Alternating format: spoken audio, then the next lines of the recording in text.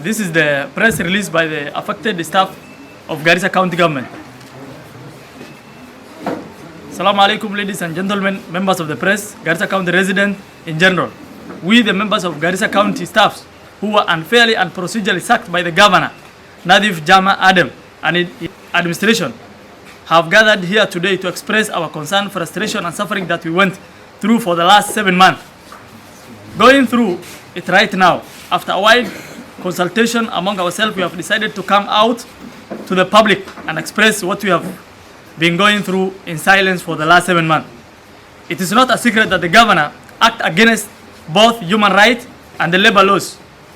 He deliberately made the decision to sack us without caring the outcome of his action. Today we demand the following by the governor and his administration. Number one, we demand the reinstatement of the staff that passed through the verification process and attained criteria of the employment as per the report of the Public Service Board. That's number one. Number two, we demand with immediate effect of the release of our 5-month salaries areas as the per court orders that were given to him. Number three, we demand also to allow us to resume our respective duties and offices that we had been transacting our official duties before an official sacking of the staff. We also demand from him to spare us from any kind of mistreatment or victimization by his administration and him himself also. Finally, we are demanding him also to drop his application that he has appealed against the judgment by the High Court the last week. We are also requesting and demanding him also to drop that appeal. It is against the will of the people. He is the one that made the request of the affidavit, the board, to do their work. After they have done, still is now going against the outcome of the board. Finally, we are calling the governor and his administration that we have given them enough space of diplomatic to him and his administration. Even when they cut off our livelihood, we have respected him and his office. We will continue respecting him. But if he keep denying what is rightful belong to us, which is the right to employment, we shall take action outside stipulated process of seeking our right.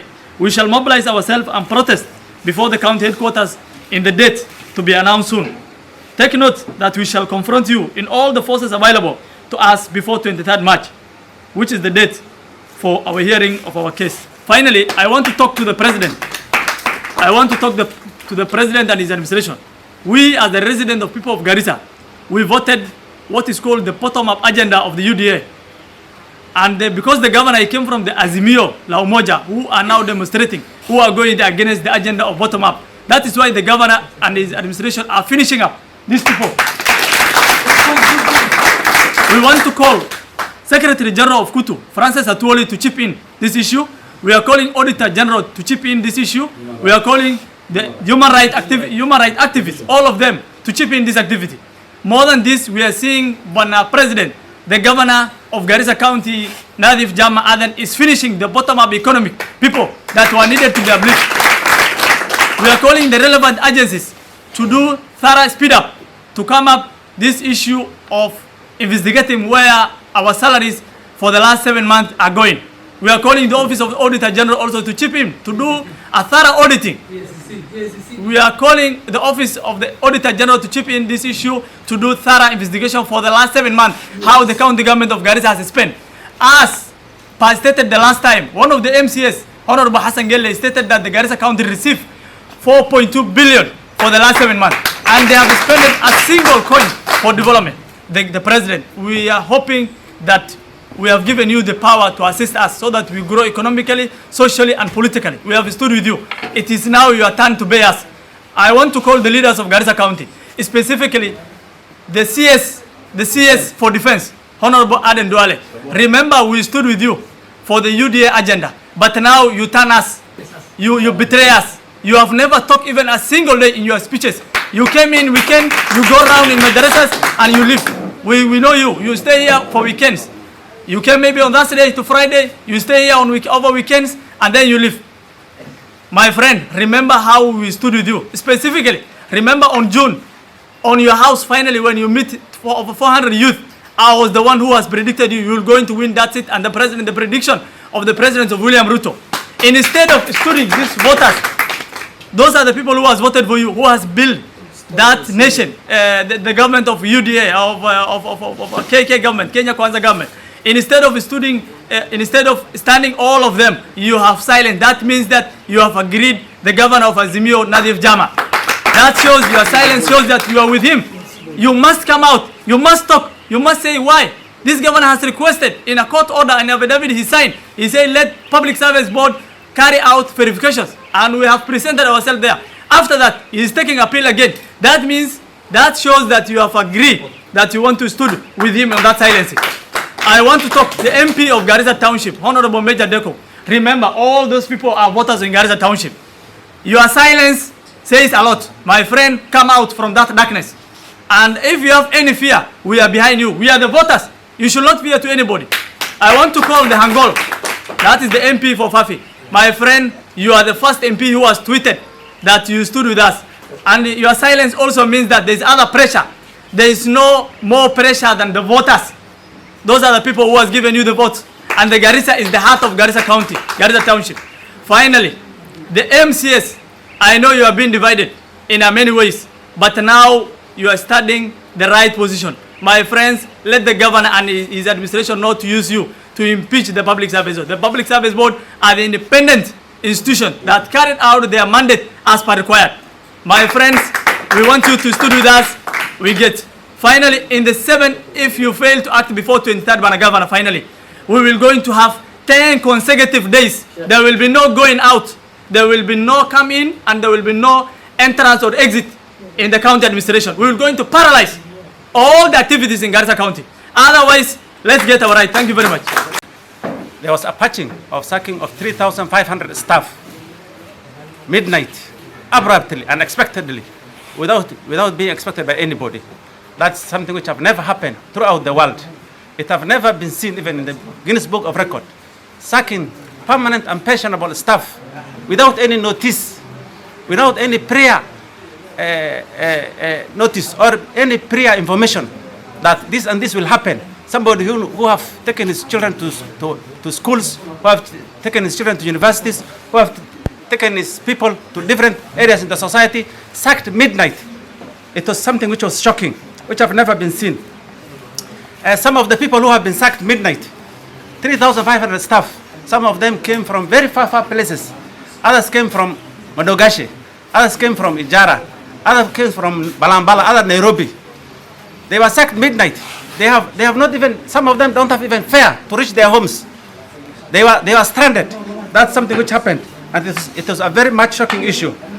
Then when it comes to the sacking, most of these people were hustlers, people who are expecting much from this government, from the government they voted for, hoping that they will be uplifted higher. This government having a standing on a benchmark of being hustler or helping the people at the bottom line. But to the wonder of so many people, 3,500 people, 1,500, close to 1,500 were Ugatusis, those people who are supposed to be uplifted. Close to 1,000 people were elderly aged, which were expecting more from the government, but they have been patched immediately the government resumed office. This was a very big shock to the people of Garissa and to the entire world, something which we didn't expect. After the sacking happened, there was a lot of traumatization and a lot of damages which happened to the staff, including some of them, their children have been chased from school. Others, they have no electricity at home. Some of us will sleep at dark houses at night.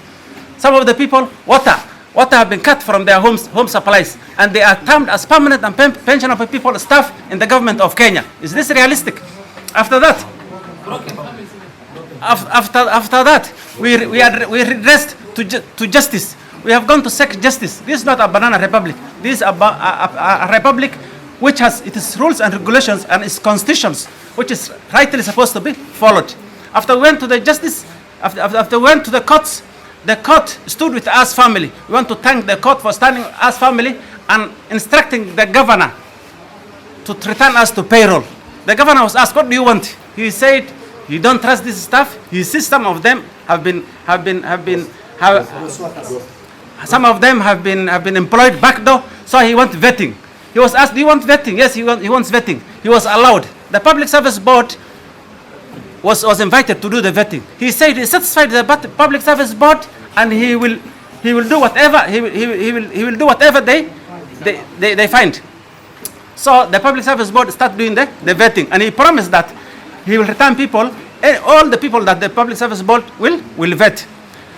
There was close to 1,000 staff which have been vetted rightly by the Public Service Board, that these are the rightly staff, that they are supposed to be returned.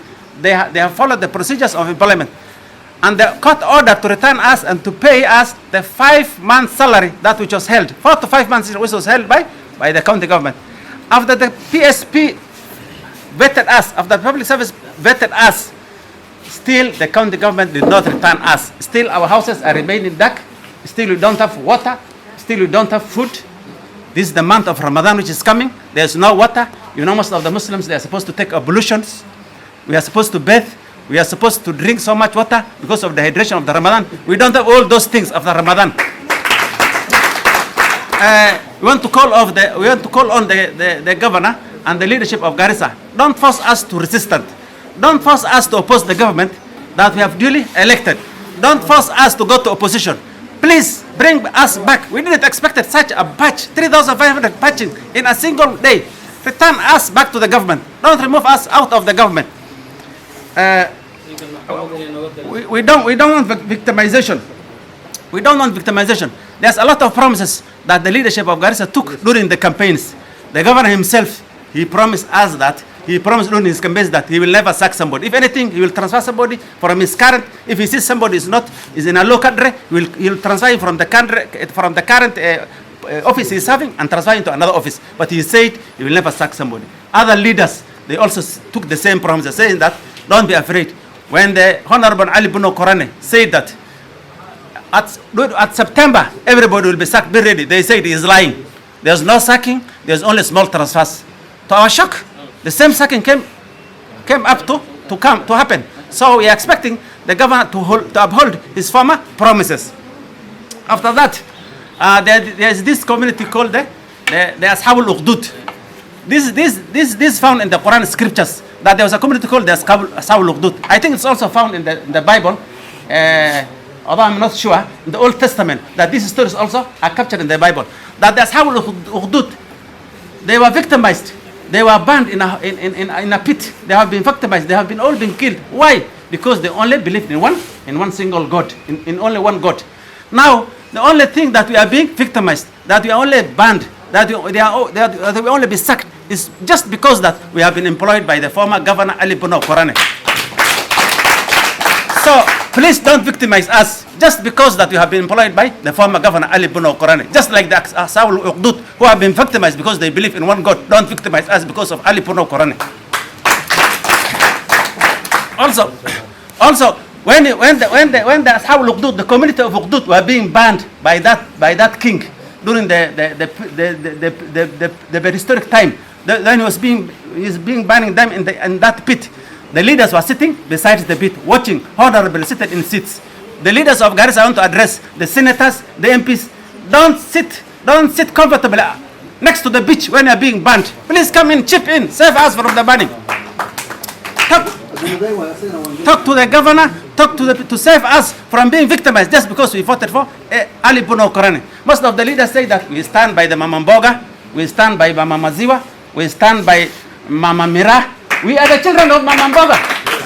We are the children of Mama Maziwa.